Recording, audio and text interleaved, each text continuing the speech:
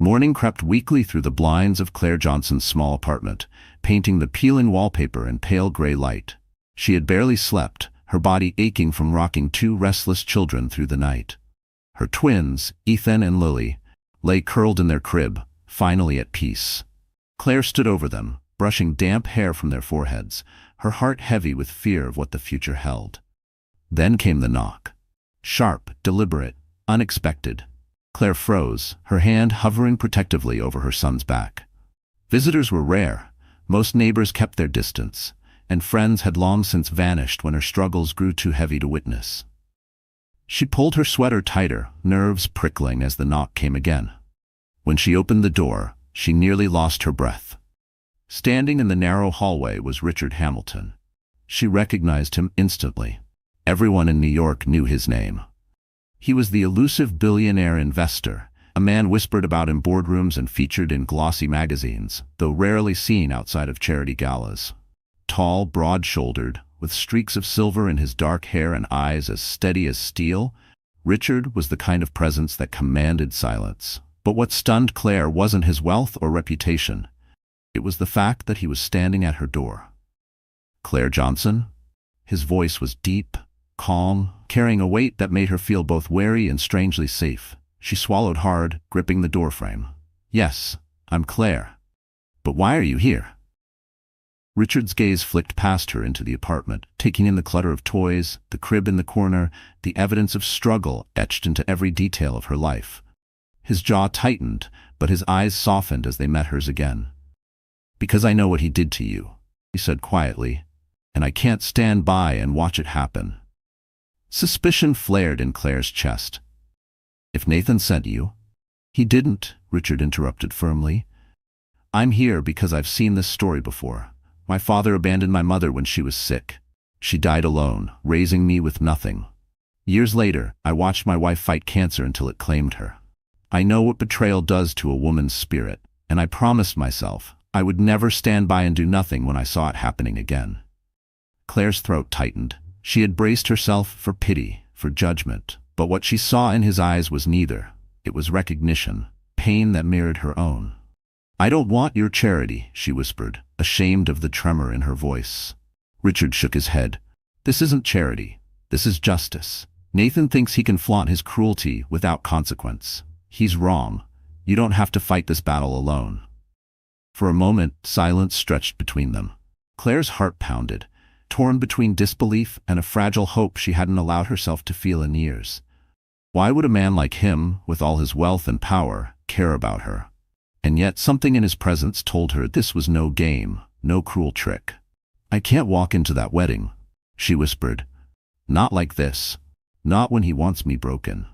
Richard's expression softened, but his words were iron. "Then don't walk in as his victim.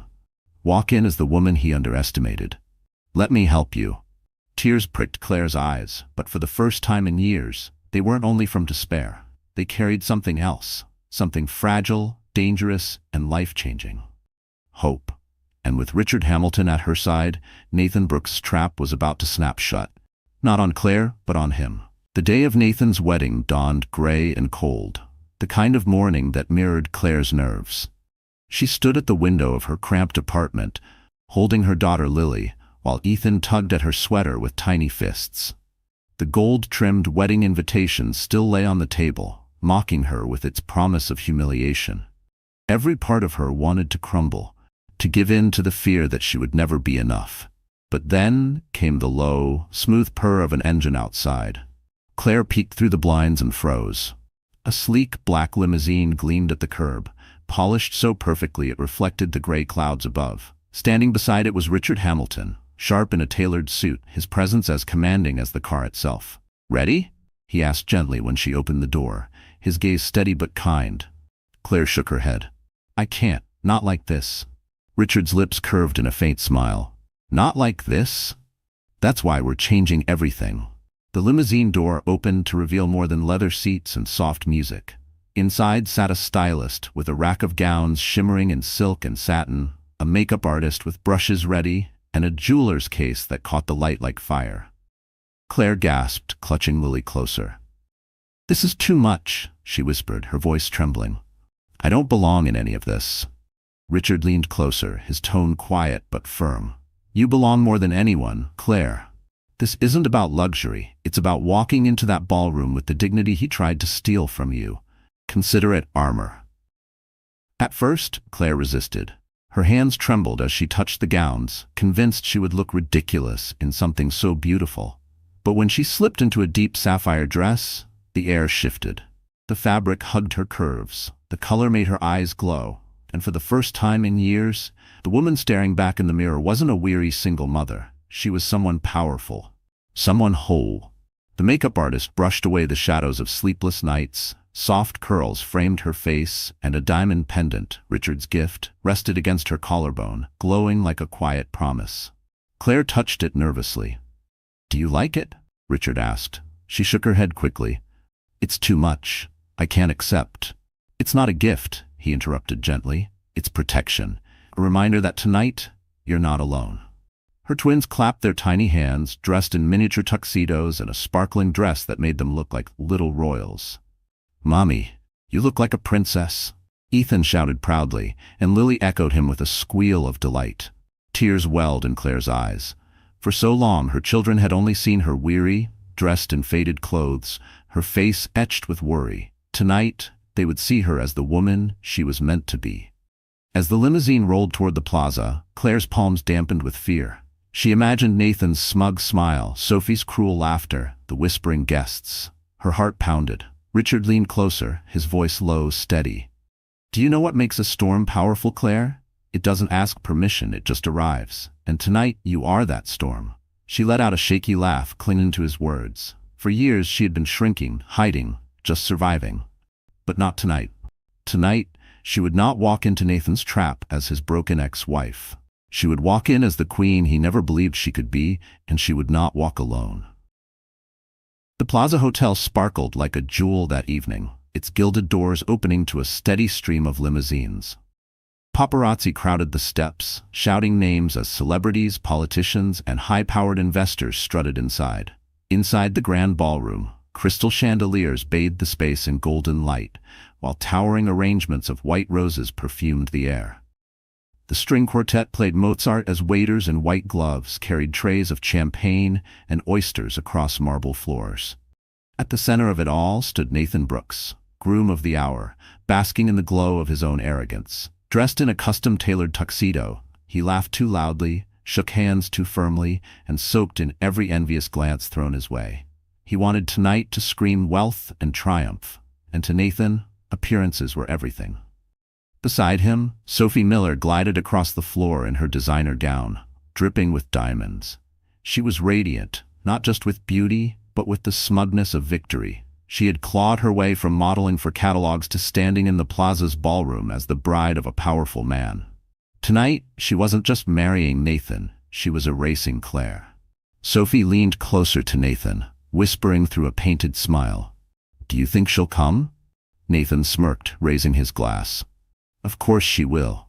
Pride always gets the better of her, and when she does, she'll be the shadow in the room while we shine in the spotlight. Their guests laughed, clinking glasses. A few whispered in the corners, curious about the infamous ex-wife who had been invited. Some predicted she wouldn't dare show her face. Others chuckled, imagining her slipping in with a borrowed dress, looking tired and poor. Nathan relished every rumor. He pictured Claire standing awkwardly at the back of the ballroom, clutching her children, her eyes full of shame. He imagined Sophie glowing beside him, every camera capturing the contrast. It was exactly the humiliation he wanted. The orchestra swelled as the officiant prepared for the ceremony. Sophie posed for the photographers, tilting her face to the light like she had rehearsed. Nathan shook hands with investors, boasting about new deals and hinting at expansion plans. The ballroom buzzed with shallow laughter, every guest eager to be seen in the right circles. But beneath the glamour, tension simmered. The empty chair Nathan had ordered placed near the back stood like a silent dare. Every glance toward it carried the same question. Would Claire come? Sophie reveled in the thought of it. When she walks through those doors, she whispered to Nathan, I want the cameras ready. I want her caught in every shot of us. Let the tabloids feast on her misery. Nathan chuckled, smug as ever. Don't worry. Tonight, everyone will see what I gained and what she lost. The room sparkled with anticipation, but no one noticed how the energy had shifted, how the air itself seemed to hold its breath. Because outside the plaza, a limousine was gliding toward the golden entrance. And inside, Nathan raised his glass high, convinced that this was the night he would finally erase Claire Johnson. What he didn't know was that his carefully staged triumph was seconds away from becoming the most humiliating downfall of his life. The golden doors of the plaza's ballroom swung open with a slow, deliberate creak that silenced the string quartet mid-note. Heads turned, whispers fell flat, and for a heartbeat, the grand hall seemed to freeze. All eyes shifted toward the entrance, toward the woman no one expected to see like this. Claire Johnson stepped inside, radiant in a sapphire gown that shimmered beneath the chandeliers like the night sky itself. Her hair, once tied back in practical knots, cascaded in soft curls that framed her glowing face. Around her neck gleamed a diamond pendant, delicate yet commanding, and in her steady gaze burned a strength that no poverty could erase. But what truly stole the room's breath wasn't her dress or her jewels. It was the image of family she carried with her. In one arm, Claire held her son Ethan, dressed in a miniature tuxedo that made him look like a prince. In her other arm, little Lily clung to her, wrapped in a satin dress trimmed with lace. Their tiny eyes sparkled, their innocence disarming the most cynical onlooker. And walking beside her, tall and unshakable, was Richard Hamilton. The billionaire's presence radiated authority, his tailored suit perfect, his stride confident, his hand resting protectively on Claire's back. He didn't just escort her.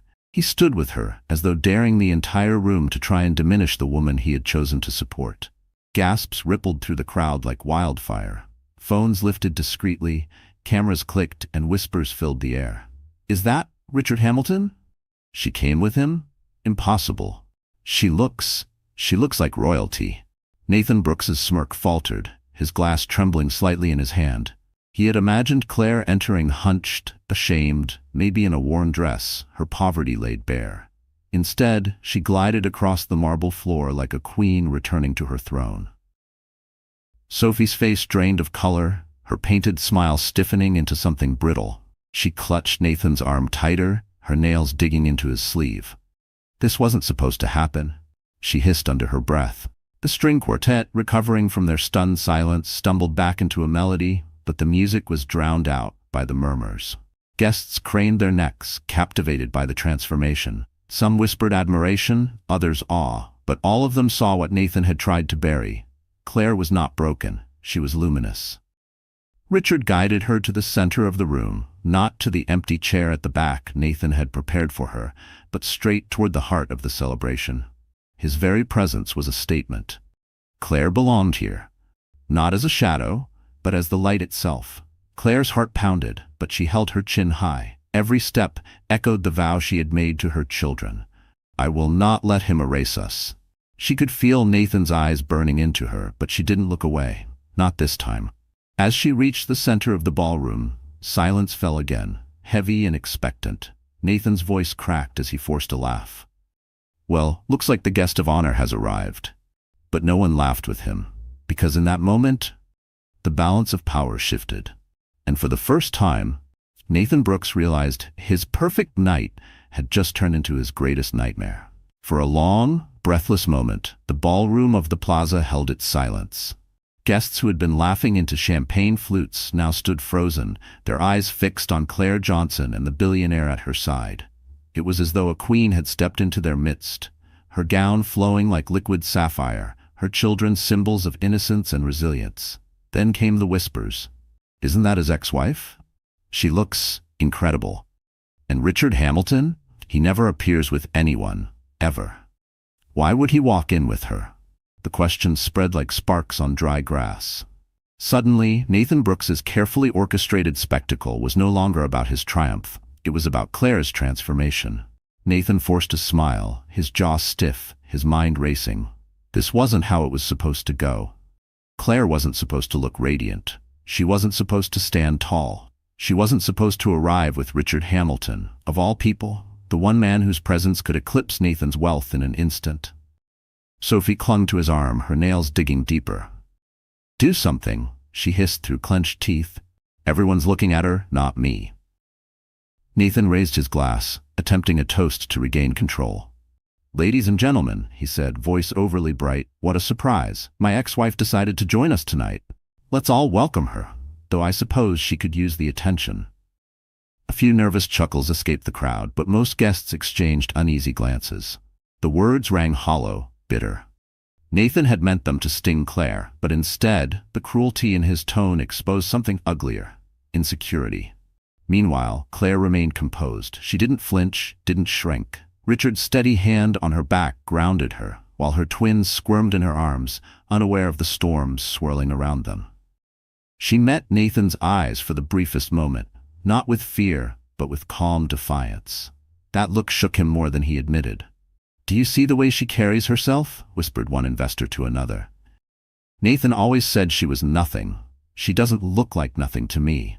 "She looks more dignified than Sophie," another murmured, eyeing the bride's forced smile. The tide of opinion was shifting, and Nathan could feel it slipping like sand through his fingers. He tugged Sophie closer, trying to laugh as though he was still in control, but the tension in his posture betrayed him. His grand plan, to display Claire as weak, poor, and irrelevant, was unraveling before his eyes. Sophie leaned in again, her whisper sharp. "If you don't fix this, tonight is ruined. She's making a fool of us." Nathan's temples throbbed. He had built this night brick by brick, every detail designed to flaunt his superiority. And yet, in less than 5 minutes, Claire's presence had stolen the narrative. No one was marveling at Sophie's gown or Nathan's success. They were marveling at Claire's rebirth. He tried to speak again, to charm, to redirect attention, but his voice wavered. "Claire," he said loudly, "you look, well, I suppose Richard's money does wonders." This time the room didn't laugh at all. A heavy silence fell, followed by more murmurs, judgmental, disapproving. It was clear to everyone. Nathan's mask of confidence was cracking. And as Claire held her head high, something undeniable spread through the ballroom. Nathan Brooks hadn't humiliated his ex-wife. He had just humiliated himself. The ballroom was thick with tension. Nathan's bitter jab had landed poorly, his attempt at humor collapsing into silence. Guests shifted uncomfortably, some raising their glasses to hide their expressions, others whispering behind manicured hands. All eyes turned to Claire, waiting to see if she would shrink under the weight of humiliation. But Claire Johnson didn't shrink. She adjusted the diamond pendant at her neck, shifted Ethan higher on her hip, and smiled softly, her eyes steady. Her voice, clear and calm, carried across the marble floor. "You're right, Nathan. Money does change things, but not in the way you think. What changed me wasn't a man's fortune. It was raising 2 children on my own. It was learning to fight for them when no one else would. That's what gave me strength." Gasps rippled through the crowd. Her words weren't sharp or cruel. They were truthful, undeniable, and truth carried more weight than any insult Nathan could hurl. Sophie's face hardened. She had expected Claire to stutter, to wilt, to walk out in shame. Instead, Claire glowed in front of the cameras, her poise undeniable. Sophie leaned closer to Nathan, whispering, "She's stealing the spotlight. I won't let her." With deliberate grace, Sophie stepped forward, her heels clicking against the marble. She plastered on her brightest smile, though her eyes gleamed with venom. "How touching," she said loudly enough for the entire ballroom to hear. The abandoned wife's speech. So brave. "But let's be honest, Claire, you didn't raise those children alone. You probably begged for help at every corner. Isn't that right?" Murmurs rippled again. The cruelty in Sophie's tone was sharper, more reckless than Nathan's. Some guests frowned, shifting uneasily. Others leaned in, eager for drama. Claire's heart pounded, but she stood firm. She looked directly at Sophie, her voice steady, calm. "Yes, I asked for help sometimes. Do you know why? Because real strength isn't pretending you can do everything alone. Real strength is putting pride aside when it means protecting your children." Applause broke out. Not loud, but genuine, a handful of guests nodding in agreement. Sophie's painted smile faltered. She hadn't expected the room to side with Claire. Richard Hamilton, silent until now, stepped forward, his presence commanding instant respect. His voice was deep, even. "And for the record, Sophie, Claire never begged. She worked. She sacrificed. While others spent their nights in champagne-soaked parties, she spent hers cleaning floors to feed her children. That, ladies and gentlemen, is resilience. That is dignity. The ballroom erupted in murmurs again, this time more supportive. A few guests even clapped softly. Sophie flushed crimson, her composure slipping. She turned sharply to Nathan, hissing, "Do something!" But Nathan was frozen, his jaw clenched, his eyes darting nervously as he felt the crowd slipping away. Claire shifted her gaze back to Sophie, her smile calm but cutting. "You wanted to erase me tonight, Sophie, but here I am, and the more you try to diminish me, the more you reveal who you truly are." The words hung in the air like a blade. Guests exchanged knowing glances. For the first time, Sophie's glittering image cracked under the weight of public scrutiny. Nathan swallowed hard, feeling the tide turn completely against him. His plan to humiliate Claire had not only failed, it had backfired spectacularly, and in that moment it was clear. The battle lines were drawn, and Sophie had just lost the first round. The applause for Claire's words faded into murmurs, but the damage was already done. Nathan Brooks felt it like a crack spreading through glass, silent at first, but widening with every second. The ballroom, once his stage, no longer revolved around him. Instead, whispers circled the room like sharks scenting blood. He lifted his champagne glass again, forcing a grin, but his hand trembled slightly. "Well," he chuckled weakly, "I suppose my ex-wife has learned how to give speeches. Let's not forget why we're here tonight, to celebrate love." The words fell flat. No one laughed. Guests turned away, uninterested in his attempt to regain control. And then Richard Hamilton spoke. "Love?" His deep voice cut through the room, steady and sharp.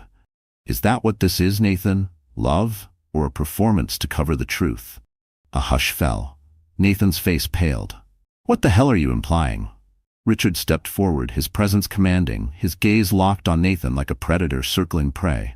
"I've watched you parade yourself as a success, Nathan, but the truth is far less glamorous. You've built your empire on lies, on exploitation, on fraud.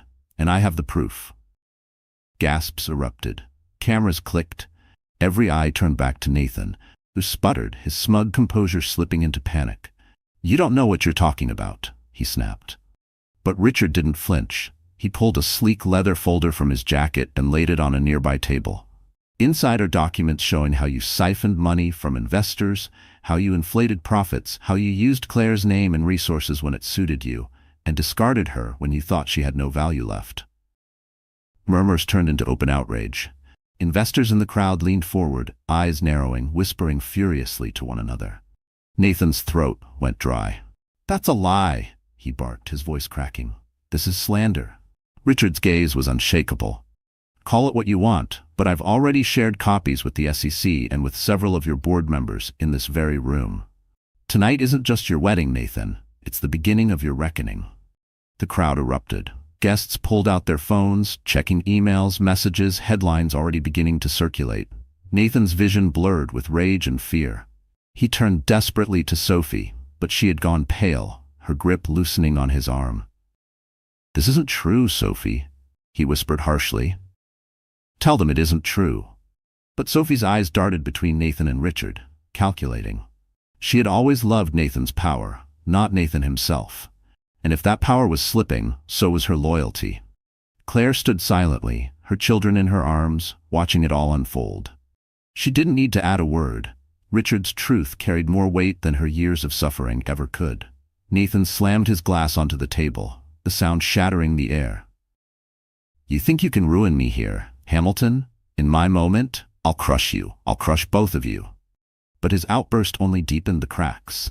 Guests recoiled, whispers rising louder, respect dissolving into disgust. Investors edged away, unwilling to be associated with a sinking ship. And in that moment, Nathan Brooks, the man who believed he controlled the room, realized the room was slipping beyond his grasp. Because the empire he had built wasn't just cracking, it was crumbling right there in front of everyone. The ballroom had turned into a hive of whispers, the air electric with scandal. Guests huddled in corners, investors muttered urgently, and flashes from discreet cameras caught every flicker of panic on Nathan Brooks's face. Sophie Miller clung to his arm, but her grip was no longer affectionate. It was tense, calculated. She glanced at the folder Richard Hamilton had laid out, her eyes scanning the crowd. She could feel the shift. The man who had promised her a glittering throne was wobbling, his crown slipping. Nathan leaned down, his voice sharp, desperate. "Stand by me. Smile. They'll believe us if you smile."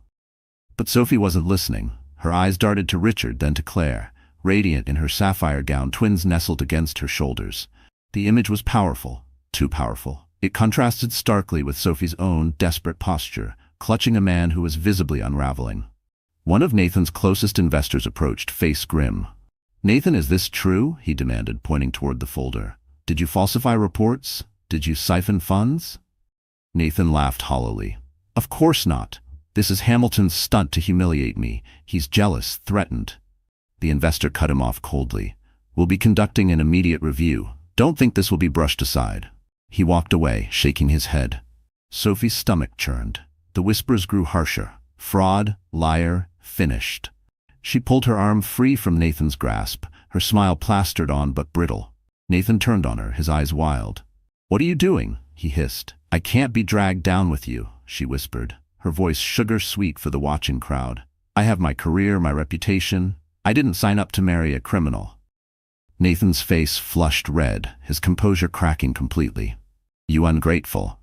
But Sophie had already stepped back, creating a deliberate space between them. Her smile widened for the cameras, but her words were knives. "You've embarrassed me, Nathan. In front of everyone. I should have listened when people said you'd do anything to win, even cheat." The murmurs exploded.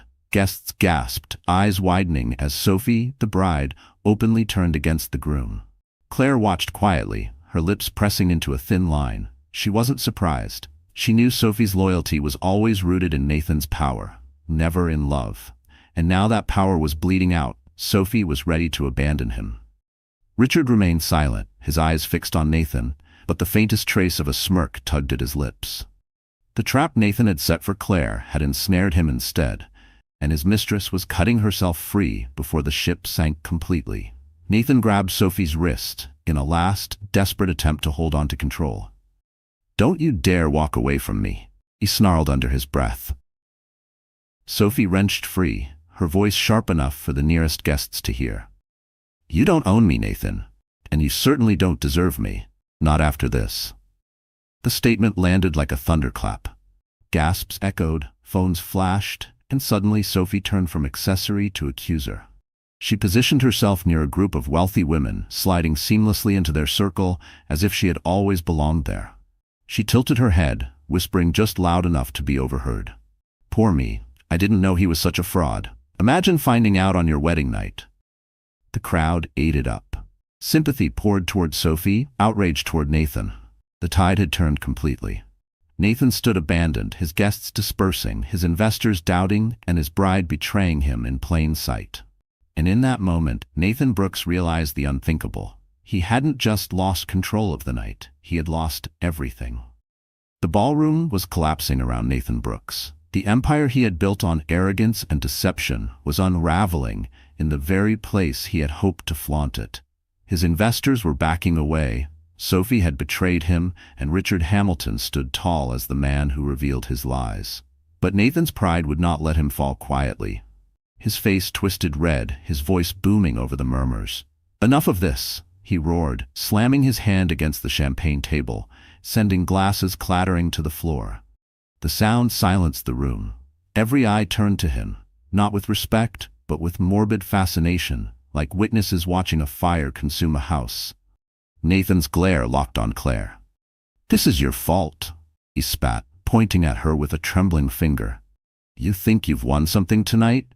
You think showing up here in a borrowed dress with a billionaire on your arm makes you better than me? You're nothing, Claire. You've always been nothing." The words hung in the air, cruel and venomous.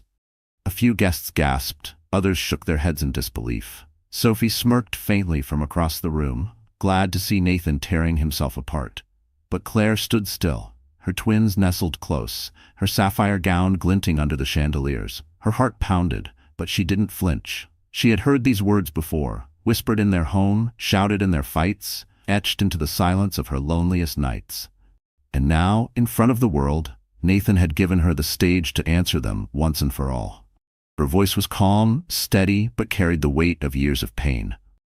You're right, Nathan. I was nothing, because you worked every day to make me believe that. You took my love, my loyalty, my dreams, and you crushed them so you could feel bigger. You left me alone, carrying twins, with no money, no home, no support. You threw me away like trash. The room was silent except for the soft cries of Lily, startled by her mother's trembling voice. Claire kissed her daughter's forehead, then looked back at Nathan, her eyes fierce. But here's the truth you never understood. I didn't stay nothing. I learned how to survive. I cleaned floors, folded clothes, worked until my hands bled. I raised these children with every ounce of strength I had. And do you know what? I became more without you than I ever was with you. Gasps filled the air, followed by a wave of murmurs. Guests nodded, some even clapping softly, moved by her raw honesty. Nathan's face twisted, his pride shriveling under the weight of her truth. Claire stepped closer, her voice rising, not in anger, but in conviction. You thought you erased me, but all you did was free me. You lost the best thing you ever had, Nathan, and tonight the world sees it too. Richard's hand rested gently on her shoulder, his eyes full of pride. The twins clung tighter to her, symbols of her strength and resilience. Nathan's mouth opened, but no words came. His rage sputtered, his control shattered. He looked around the room for an ally, but there were none left. Sophie had abandoned him, his investors doubted him, and the crowd's sympathy lay firmly with the woman he had tried to destroy. And in that silence, the truth became undeniable. Nathan Brooks hadn't exposed Claire Johnson as nothing. He had exposed himself as everything he always feared, weak, pathetic, and utterly alone. The ballroom air felt electric, thick with the weight of what had just unfolded. Nathan Brooks stood exposed, his fury sputtering into silence. Claire Johnson, once the woman he discarded, now stood radiant, her children nestled against her, her truth ringing in every corner of the plaza. The crowd murmured with admiration for her strength. But then Richard Hamilton stepped forward. The billionaire's presence alone was enough to silence the room. He stood tall, his broad shoulders squared, his voice deep and commanding as it echoed beneath the chandeliers. "Ladies and gentlemen," he began, his gaze sweeping the crowd, "tonight you've seen the truth of Nathan Brooks. But more importantly, you've seen the truth of Claire Johnson." All eyes shifted to Claire, who blinked in shock. She had expected support in private, but not this. Richard continued, his words deliberate, powerful. When Nathan abandoned her, when he left her with nothing but 2 unborn children, she didn't crumble. She didn't beg. She fought. She worked. She sacrificed every comfort so those children could have a life. That is not weakness. That is strength. That is dignity.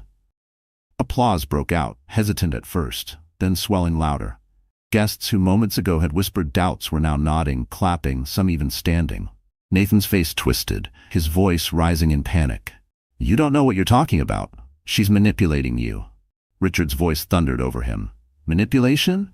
No, Nathan. What she endured would have broken most people. And yet here she stands, not only unbroken, but stronger than ever. And I, for one, will not let her stand alone any longer." A stunned silence fell. Claire's breath caught, her heart pounding in her chest. She turned to Richard, eyes wide, as he looked at her with a steady, unwavering gaze. "I will stand with Claire Johnson," Richard declared, his voice firm, reverent. "As her partner, as her supporter, and as her protector. She and her children deserve a life free of cruelty and humiliation, and I will ensure they have it." Gasps echoed through the room. The crowd erupted in whispers, half in shock, half in awe. Did he just? He's claiming her? In front of everyone? Nathan staggered back, his face pale. This was the nightmare he hadn't imagined. Not only had Claire survived, she had found an ally in one of the most powerful men in America. Sophie, watching from the sidelines, stiffened in disbelief. She had fought to replace Claire, to wear the crown Claire once had, only to watch it placed back on Claire's head by a man whose influence dwarfed Nathan's. Claire, overwhelmed, shook her head faintly. "Richard, you don't have to," but he gently interrupted, his voice low, meant only for her ears. "I want to. Because you deserve more than surviving. You deserve to live." Her eyes filled with tears, not of despair, but of something she hadn't felt in years. Hope. The guests, caught between scandal and admiration, applauded again, louder this time. Some shouted her name, others clapped until the ballroom echoed with support. The tide had fully turned. Claire wasn't just surviving Nathan's attempt at humiliation, she was ascending above it. And as Nathan watched, trembling with rage and disbelief, the truth struck him with brutal clarity. The woman he discarded had not only risen, she had found someone powerful enough to ensure he could never drag her down again. The thunder of applause still echoed off the ballroom walls, but Nathan Brooks heard nothing except the blood pounding in his ears. His wedding had become a spectacle, not of triumph, but of his humiliation. His ex-wife glowed like a queen. Richard Hamilton had claimed her openly. And the crowd, the very people Nathan had invited to admire him, were applauding her strength instead of his success. His face burned crimson, his fists clenched so tightly his knuckles whitened. He could feel control slipping through his hands like water. And when Nathan Brooks felt cornered, he lashed out. "Stop!" he bellowed, his voice cracking across the room. The applause faded into uneasy silence, the orchestra stuttering into stillness. All eyes turned back to him. His chest heaved as he pointed a trembling finger at Claire. "You think this changes anything? You think dressing up in a fancy gown and clinging to a billionaire erases who you really are? You're still nothing but a poor, desperate woman who couldn't survive without me." Gasps rippled through the crowd. Some guests frowned, others exchanged disgusted glances. But Nathan wasn't finished. His rage poured out in a flood. "You wouldn't even be standing here if it weren't for me," he spat. "I made you. I gave you everything you had. And now you walk in here pretending you've moved on? No, you're a parasite, Claire. That's all you'll ever be." Claire's lips parted, but before she could respond, Richard stepped forward, his presence radiating calm authority. His deep voice cut through Nathan's hysteria like a blade. "Careful, Brooks. The more you speak, the more you reveal the truth, that you can't stand the fact she rose without you." The crowd murmured in agreement. Nathan's eyes darted wildly, desperate for allies, but found none. Even Sophie stood apart, her arms crossed, her face twisted in disdain. She wanted no part of his collapse. But Nathan's desperation only grew. He lunged toward the table where Richard's folder lay, snatching it up and waving it wildly. "This is lies," he shouted. "Fabricated. He's trying to destroy me because he's jealous." Richard remained composed. "Those documents are already in the hands of your board members and federal investigators. Shred them here if you like. It won't change the truth." Nathan's hand shook, the papers fluttering as he realized he was cornered. His gaze snapped back to Claire, venom dripping from his words. "And you, don't think you've won. You're nothing without me. Nothing." Claire finally spoke, her voice steady, her eyes unflinching. "Nathan, you left me with nothing, and I built a life anyway. That's something you'll never understand." The words struck harder than any scream. The room exhaled as if it had been holding its breath. Guests nodded, some clapped softly. Nathan's mouth opened, but no sound came. His rage had sputtered into silence. He looked around, desperate for one sympathetic face, but found only judgment. The empire he had flaunted was collapsing. Not tomorrow, not next week, now. And as the weight of his downfall pressed in on him, Nathan Brooks finally realized the truth. He wasn't the man in control of this night. He was the spectacle, the cautionary tale, the fool who handed the crown back to the woman he tried to destroy. The ballroom was still buzzing with whispers when the sound of heavy doors swinging open echoed through the plaza. The murmurs died instantly. Uniformed police officers strode into the glittering hall, their presence cutting through the glamour like a knife. Behind them, two plainclothes detectives carried leather folders and stern expressions. The crowd gasped. This wasn't part of the spectacle Nathan had planned. "Mr. Nathan Brooks," one detective announced, his voice firm, echoing off the marble walls. Nathan froze, his blood ran cold.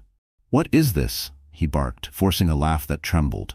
"This is a wedding, not—" "You are under investigation for securities fraud, embezzlement, and wire fraud," the detective continued. "We have a warrant for your arrest." Gasps rippled through the ballroom. Guests clutched their pearls, investors muttered furiously, and cameras clicked with renewed frenzy. The grand event Nathan had staged to show off his power was becoming the stage of his public downfall. Nathan's face turned crimson. "This is insane," he shouted, his voice cracking. "This is a setup. Hamilton's behind this. You can't arrest me in front of all these people." But the detectives didn't flinch. They stepped forward, their presence calm but unyielding. One officer pulled a pair of handcuffs from his belt. The sound of the metal clicking open echoed louder than the orchestra ever had. Sophie, standing to the side, covered her mouth with a theatrical gasp. "Oh my God," she whispered, though her eyes gleamed with satisfaction. She had already distanced herself from Nathan, and now she played the role of the innocent bride betrayed. The sympathy that Nathan had craved now flowed toward her instead. Nathan turned frantically toward the crowd. "You all know me. You've done business with me. Tell them this is a mistake." But the crowd stayed silent. Investors crossed their arms, journalists scribbled notes, and old friends turned their faces away. No one stepped forward. Then Nathan's eyes landed on Claire. Desperation twisted his face. "Claire," he shouted, "tell them I'm not a monster. Tell them I took care of you. You owe me that much." Claire's heart pounded, but her gaze was steady. She shook her head softly, her voice clear. "I don't owe you anything, Nathan, not anymore." The detectives moved in, seizing Nathan by the arms. He thrashed wildly, his voice rising into a shriek. "No, you can't do this to me. I'm Nathan Brooks. I built this city." "I am." His words were cut short by the cold snap of handcuffs around his wrists. The crowd gasped again, some covering their mouths, others lifting their phones higher to capture the moment. Richard stepped closer to Claire, his hand steady on her shoulder. "It's over," he murmured. Tears stung Claire's eyes, but they weren't from sorrow. They were from relief. For years she had carried the scars of Nathan's cruelty, his abandonment, his attempts to erase her. And now, in front of the very people he had wanted to impress, he was the one erased. The detectives began to lead Nathan away. His shouts echoed down the marble hall, growing weaker as the distance grew. "You'll regret this. All of you. You'll regret." But no one listened. The doors shut behind him and silence fell over the ballroom. In that silence, the truth was undeniable. Nathan Brooks had planned a wedding to prove his power. Instead, it became the stage of his public execution, not by death, but by disgrace. The doors of the Plaza ballroom closed with a heavy thud behind the detectives. Nathan Brooks's furious shouts faded into silence, leaving behind only the hum of whispers and the weight of scandal. For a moment, the grand hall seemed suspended, glittering chandeliers casting light on a room full of uneasy faces. And then, all eyes shifted to Sophie Miller. She had been left at the altar, not by choice, but by disgrace. Her groom was being hauled away in handcuffs, his reputation shattered, his empire crumbling. The sympathy that might have gone to him now hovered, waiting to see where she would fall. Sophie understood this better than anyone. She had built her life on reading a room, on molding herself into what people wanted. And tonight, she knew survival meant cutting herself free from Nathan completely. She dabbed at her eyes with a silk handkerchief, her lips trembling just enough to look believable. I didn't know," she whispered, her voice cracking. "He lied to me, just like he lied to everyone." The crowd leaned in, eager for the performance. A cluster of wealthy women gathered near her, their eyes wide with sympathy. One reached out, squeezing Sophie's arm. "You poor thing," she murmured. "To find out on your wedding night." Sophie sniffled, lowering her gaze. "He told me he was building a future for us. I thought I was marrying a man of honor. Instead, I was just another pawn in his game." The words dripped with rehearsed sorrow, but the effect was powerful. Guests who had moments ago been scandalized now rallied around her, nodding in pity. Cameras clicked, capturing her tear-streaked face, already framing the headline, "Betrayed Bride Stands Alone." Across the room, Claire watched silently, her twins nestled against her shoulders. She recognized the act for what it was. Sophie wasn't grieving Nathan. She was saving herself. Still, Claire couldn't help but feel a flicker of grim satisfaction. Sophie had once laughed at her pain, mocked her poverty, and flaunted the life stolen from her. Now Sophie stood alone, her crown slipping just as Nathan's had. Richard leaned close, his voice quiet but firm. "She's already rewriting the story. Let her. The more she distances herself from him, the more she condemns him." Sophie straightened, her tears slowing. She turned to the crowd, her voice soft but steady. "I want to apologize to all of you for believing in him, for standing by him. I see now that Nathan Brooks is not the man I thought he was. I won't be tied to his crimes." A murmur of approval rippled through the guests. They nodded, accepting her as a victim rather than an accomplice. In a single evening, Sophie had managed to pivot from a glittering bride to a betrayed survivor. But not everyone was convinced. Some whispered doubts lingered, questions about how much Sophie had really known. And though she smiled through her tears, her eyes darted often to Claire, jealous, resentful, unable to bear the sight of the woman who had stolen the night from her. Claire met her gaze calmly, without malice. She didn't need to say a word. Sophie's betrayal of Nathan spoke louder than anything else.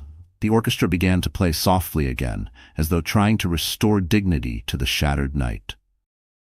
Guests returned to their champagne, though the topic on every lip was the same: the downfall of Nathan Brooks, the resilience of Claire Johnson, and the spectacle Sophie had made of herself. And as Sophie basked in her carefully staged sympathy, she failed to notice one truth settling in the room. No matter how much she tried to rewrite her story, Sophie Miller would always be remembered as the woman who stood beside Nathan Brooks when his empire fell. The ballroom, still humming with whispers about Nathan's downfall and Sophie's theatrics, began to settle. Waiters quietly refilled glasses, the orchestra played a hesitant melody, and yet, beneath the gilded chandeliers, the atmosphere was different. Charged, heavy with the weight of what had just unfolded. In the center of it all stood Claire Johnson. Her twins, Ethan and Lily, rested their sleepy heads on her shoulders, their tiny hands curled into the fabric of her sapphire gown. For years she had shielded them from the weight of her struggles, burying her pain so they would never feel it. But now, as the storm of the evening slowly calmed, Claire felt the walls around her heart crack. Richard's hand remained steady on her back, anchoring her in the chaos. He leaned closer, his voice low and reassuring. "It's over, Claire. You don't have to fight anymore." The words pierced something deep inside her. She had spent so long in survival mode, working double shifts, skipping meals, enduring sleepless nights, hiding her tears in the dark so her children wouldn't see. Every day had been a battle, every step a fight to prove she could endure without Nathan. And now, in front of the very people who once might have judged her, the truth was laid bare. She had endured, she had risen, and she had won. Her chest tightened, her eyes stung, and before she could stop herself, tears spilled down her cheeks. But these weren't the silent tears of despair she had shed alone in her tiny apartment. These were tears of release, tears of freedom. Guests watched in silence, their hearts moved. They didn't see weakness in her tears. They saw victory. They saw a mother who had carried the impossible, and now finally allowed herself to feel the weight lift. Claire kissed the tops of her children's heads, her voice trembling. "We're free, my loves. We're finally free." The words were soft, but they carried across the room, striking a chord in everyone who heard them. A few guests even wiped their own eyes. Claire's story, once meant to be a cautionary tale of failure, had become a testament to resilience. Richard gently brushed a tear from her cheek. "You don't have to carry this alone anymore," he whispered. Claire looked at him, her vision blurred with tears but her heart swelling with gratitude. For the first time in years, she believed him. She wasn't alone. She had allies. She had hope. The orchestra shifted to a softer tune, as though underscoring the moment. Guests began to clap, not the polite applause of earlier, but something deeper, an acknowledgement, a standing ovation for her journey. One by one, people rose to their feet, clapping louder, until the entire ballroom echoed with thunderous support. Claire pressed her hand to her heart, overwhelmed. She had been the woman cast aside, the mother struggling in shadows. Now she stood in the light, not because of wealth or beauty, but because of her strength and her truth. The tears kept flowing, but they no longer shamed her. They healed her. Each drop washed away the years of cruelty, the nights of hunger, the loneliness of raising children without support. She was no longer the abandoned wife. She was Claire Johnson, the woman who survived, who rose, who triumphed. And as the applause roared around her, Claire knew with absolute certainty. Her tears were no longer for what she had lost. They were for the life she had finally won. The applause still thundered through the ballroom, echoing against marble pillars and glittering chandeliers. Claire Johnson stood in its center, her cheeks damp with tears, her twins clinging to her shoulders, her heart light for the first time in years. She had endured Nathan's cruelty, Sophie's mockery, society's judgment, and she had risen above them all. But the night was not finished. Richard Hamilton, who had stood quietly at her side, watching with pride as she reclaimed her dignity, took a slow step forward. The applause began to fade as guests noticed the change in his posture, the intent in his eyes. One by one, voices hushed, and the room fell silent again, waiting. Richard turned to Claire, his deep gaze steady, his expression softer than anyone had ever seen on the usually impenetrable billionaire. He reached into his jacket, and when he pulled out a small velvet box, gasps echoed through the hall. Claire's breath caught, her eyes widened. "Richard, what are you doing?" she whispered, her voice trembling. Richard lowered himself onto one knee, the contrast of his powerful figure kneeling on the marble floor striking every witness like a lightning bolt. He opened the box, revealing a ring that sparkled beneath the chandeliers. A diamond, not just large but brilliant, set with elegance, a symbol of devotion rather than wealth. The crowd erupted in gasps and murmurs. Phones lifted, cameras flashed, and whispers darted across the room like wildfire. "A proposal? Here? Tonight?" Richard's voice carried steady and strong, cutting through the noise. "Claire Johnson," he began, his tone reverent, "I have watched you face more cruelty than any woman should ever endure. I have seen the strength in your spirit, the love in your heart, and the courage with which you've raised your children. You don't need me, you've already proven you can stand on your own, but I want to stand with you, not as your rescuer, but as your partner." Claire's hands trembled as she clutched her children tighter. Her heart raced, her mind spinning. Never had she expected this, not tonight, not ever. She had come prepared for humiliation, not for honor. Richard's eyes softened, his voice dropping into something intimate, though every person in the ballroom leaned in to catch it. "Claire, will you marry me? Will you allow me to walk beside you, to protect you, to cherish you, and to love not only you, but the children who are part of you? Will you give me the honor of calling us a family?" Tears flooded Claire's eyes again, but these were different. Tears of disbelief, of gratitude, of overwhelming love. Ethan stirred in her arms, clapping his tiny hands as though sensing the importance of the moment. Lily giggled softly, her voice breaking the silence with innocence. The ballroom exploded into applause once more, louder than before, cheering, whistling, urging her on. Strangers shouted her name, women dabbed at their eyes, men nodded with approval. It was the kind of proposal that lived in stories, unforgettable, immortal. Claire pressed a trembling hand to her lips, overwhelmed. For years, she had dreamed only of survival, of making it one more day, one more night. Now, in front of the very people who once looked down on her, she was being offered something she thought she'd lost forever. Love, respect, family. Her voice shook, but it carried across the hall. "Yes," she whispered, then louder, her heart breaking open with joy. "Yes, Richard, I will." The crowd erupted, cheers echoing off the vaulted ceilings. Richard rose, slipping the ring onto her finger, then drew her and the twins into his embrace. The four of them stood together, framed by chandeliers, a new family forged in the ashes of betrayal. And as the cameras flashed and the applause roared, the truth was undeniable. Claire Johnson had walked into the plaza, expecting shame. She walked out with love, dignity, and a future brighter than she had ever dared to imagine. The applause inside the plaza was deafening, echoing long after Richard slipped the ring onto Claire's trembling hand.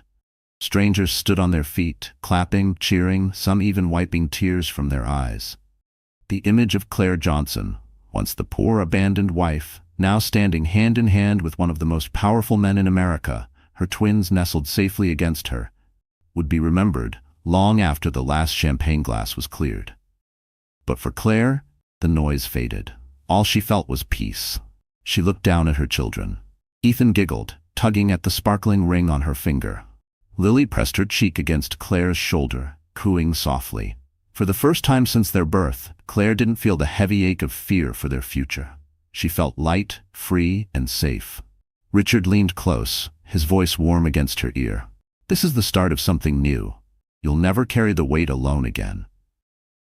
Tears filled her eyes, but this time she didn't fight them. She let them flow, knowing they weren't tears of weakness but of healing. She whispered back, "Thank you for seeing me when no one else did." The orchestra swelled, and the guests began to toast, not to Nathan, not to Sophie, but to Claire and Richard. Glasses clinked, laughter rose, and the atmosphere transformed from scandal to celebration. The very night Nathan had intended as her humiliation had become her coronation. Meanwhile, whispers of Nathan's arrest rippled beyond the ballroom. Phones buzzed with alerts, journalists scribbled furiously, headlines forming even before the ink dried. Nathan Brooks, arrested on fraud charges. His empire was finished.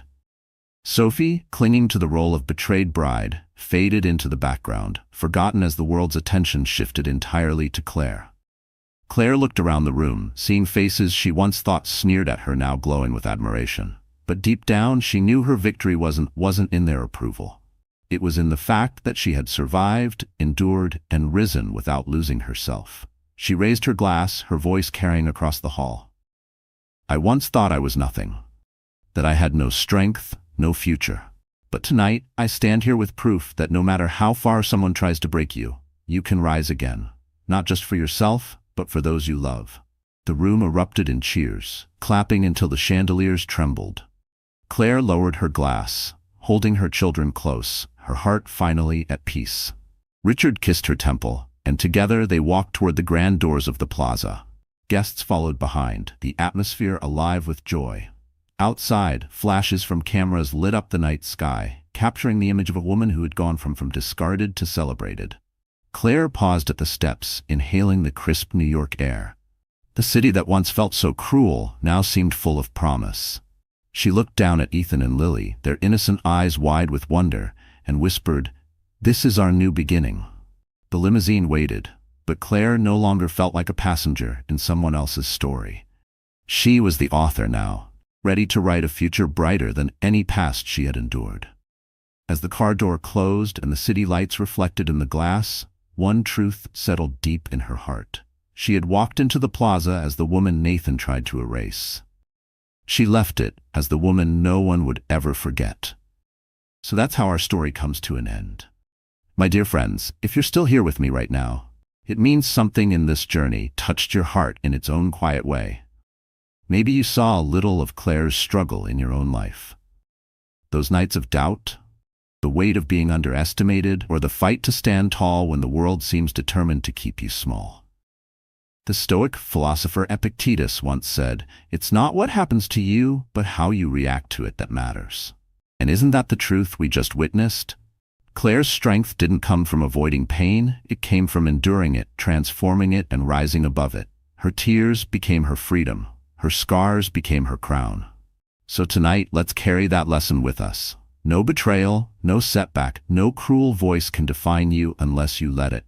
You have the power to rise. And if this story moved you, please like this video, share it with someone who might need a little hope tonight, and subscribe so you can keep walking these journeys with us. Because together, we're not just watching stories. We're healing, one heart at a time. The Plaza Hotel in New York City gleamed like a palace that evening, its grand chandeliers spilling golden light across the marble floors. Tonight, it wasn't just a wedding, it was a spectacle. At the center of it all stood Nathan Brooks, the charming yet arrogant groom, wearing a smug grin that seemed carved into his face. Beside him, Sophie Miller, his glamorous young fiancée, clutched his arm like she had already conquered the world. But Nathan had more than marriage on his mind. He had planned a show. He wanted revenge. Only a year earlier, his ex-wife, Claire Johnson, had walked out of his life carrying not just heartbreak but his children, twins, barely a year old now. He had abandoned her when she was most vulnerable, taking the house, the savings, and leaving her with nothing but two fragile lives to protect. And yet, he wasn't satisfied with her suffering. He wanted her humiliation to be public, unforgettable. "Send her an invitation," Nathan had told Sophie weeks ago, his voice dripping with cruelty. "Let her walk into this ballroom looking tired, broke, and desperate. Let everyone see the difference between her misery and my success." Sophie had smirked. "She'll crumble the moment she sees us, and the cameras will love it." And so the golden-trimmed envelope was delivered to Claire's tiny apartment. Everyone in Nathan's circle knew the truth. This wasn't an act of kindness. It was bait. He wanted her to appear as a shadow of herself while he basked in luxury, every guest whispering that he had traded up. As the string quartet played, Nathan raised his glass, savoring the anticipation. "When she walks in," he whispered to Sophie, "the world will know I won." But the guests weren't as convinced. Whispers floated through the crowd. Would Claire dare to come? Would she face the man who abandoned her and flaunted his betrayal? Or would she stay hidden, confirming Nathan's victory without even showing up? The room buzzed with shallow laughter and curiosity. Nathan was sure of himself. He believed Claire would crawl, broken and ashamed. What he didn't know was that the woman he once discarded was no longer the same. And when the doors opened that night, the humiliation he planned would turn into his greatest downfall. Before the glitter of the plaza and the cruel whispers of high society, there was a small, dim apartment in Queens where Claire Johnson's life had been reduced to survival. She had once believed in fairy tales. Once believed that Nathan Brooks was her prince, her forever. At 24, she married him, carrying nothing into their union but love, loyalty, and the quiet dream of a family. For a while, Nathan played the role well. He showered her with flowers, whispered promises, and painted pictures of a future filled with travel, success, and children. Claire, innocent and trusting, gave up her part-time job as a receptionist to support his rising career. She became the perfect wife, cooking meals, managing their home, and standing proudly by his side at every corporate event. But as Nathan's wealth and ambition grew, so did his contempt. He began to look at Claire not as a partner, but as baggage. He mocked her plain clothes, criticized her for not fitting in with the glamorous wives of his colleagues, and reminded her often that without him, she was nothing. The breaking point came when Claire discovered she was pregnant, not with one child, but with twins. She had cried with joy, believing that this was the miracle that would heal their marriage.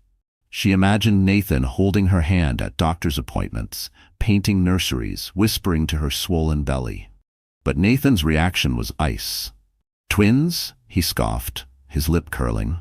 "Do you have any idea how expensive that will be? You can't even provide for yourself, Claire, and now you expect me to carry the weight of 2 more mouths to feed?" From that moment, his cruelty sharpened. Nights grew long and lonely as Nathan stayed out late, coming home with excuses that smelled of perfume and lies. Claire begged him to be present, begged him to remember the vows they had made, but his patience wore thin.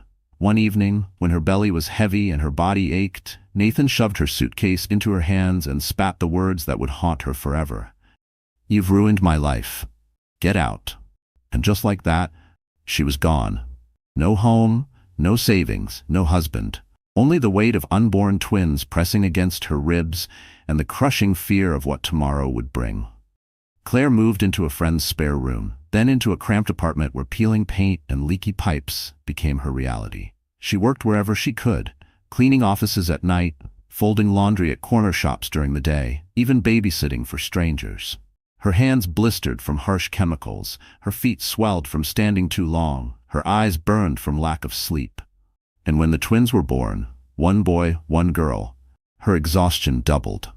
Claire spent nights rocking them both, humming lullabies with a voice that cracked from tears. She skipped meals so she could buy formula, wore second-hand clothes while strangers whispered about her in grocery store lines, and endured the judgment of a world that saw her not as a mother fighting to survive, but as a failure abandoned by her husband. The cruelest part wasn't the poverty. It was the silence. Nathan never called, never visited, never once asked about the children who carried his name. He flaunted his new life with Sophie in magazines, smiling on yachts while Claire counted pennies for diapers. Every night, Claire whispered to her babies, "I will not fail you. Even if I have to break, I will protect you." She kissed their tiny hands, promising them a love stronger than any cruelty.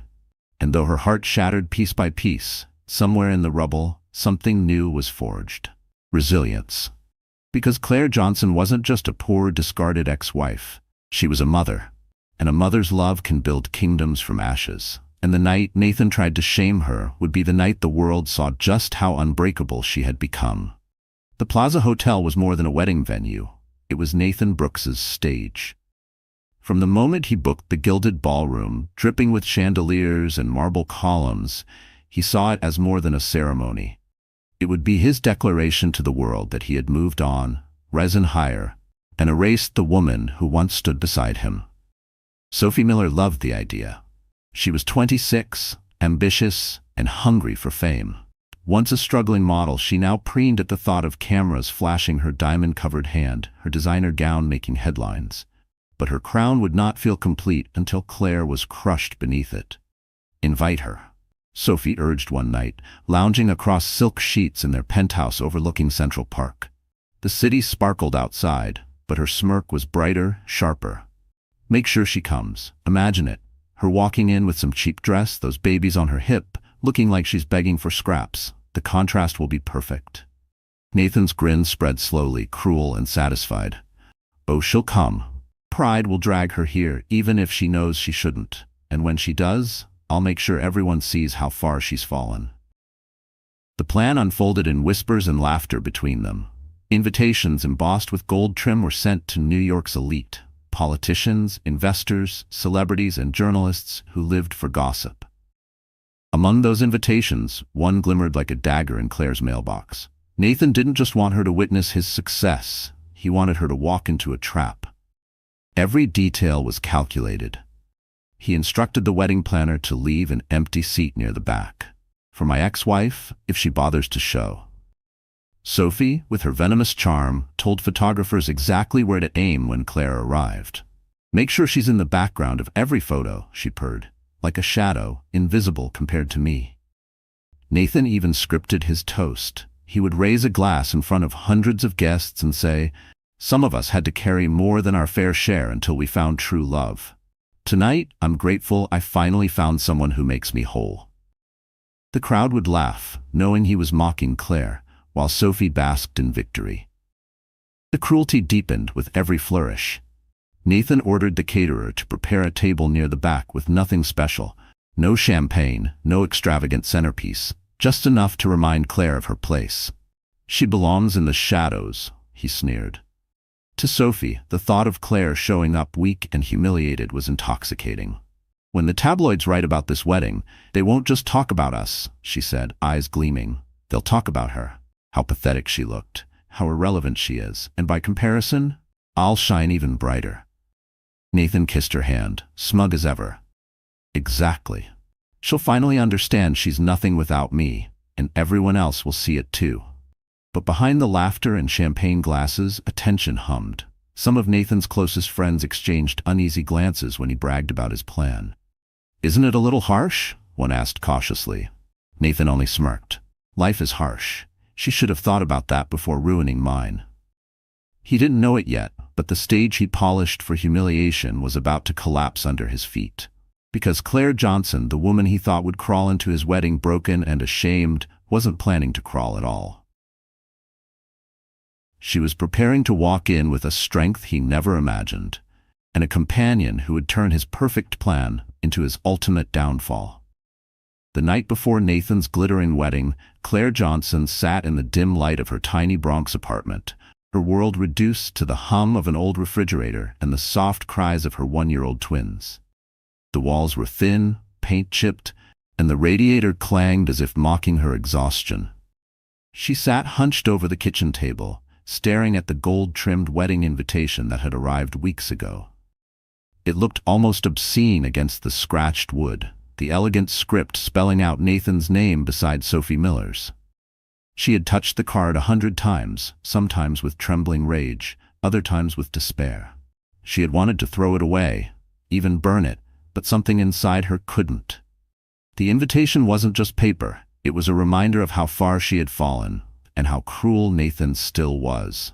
Her son Ethan whimpered from the crib, his cheeks flushed. He had been sick for 2 days, feverish and restless.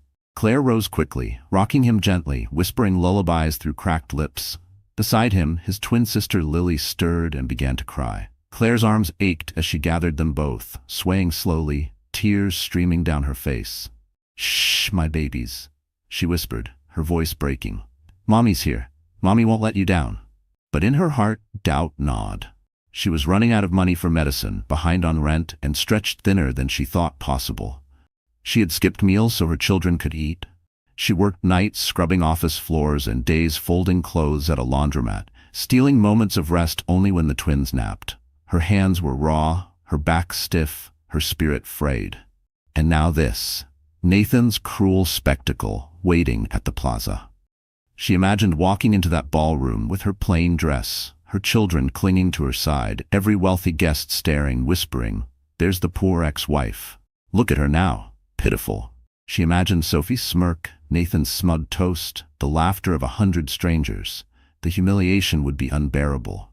Claire pressed the invitation to her chest and sobbed silently. Why me? Why did he get everything and I got left with nothing? Her voice cracked, swallowed by the emptiness of the apartment. She thought of refusing, of staying hidden. It would be safer, less painful. No one would mock her if she didn't show. But another voice inside whispered, "If you run now, you'll always run.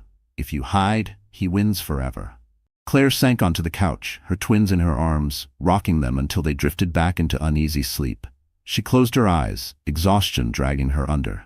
In her dreams, she saw Nathan's sneer, Sophie's laughter, and her own reflection, weak, invisible, erased.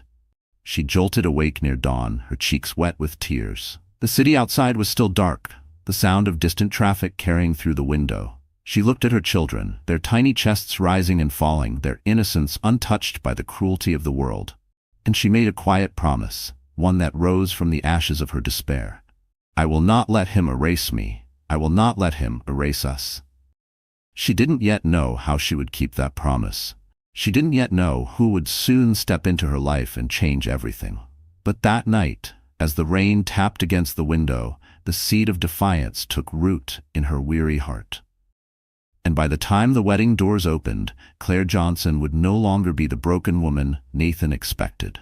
She would be the storm that destroyed his perfect illusion.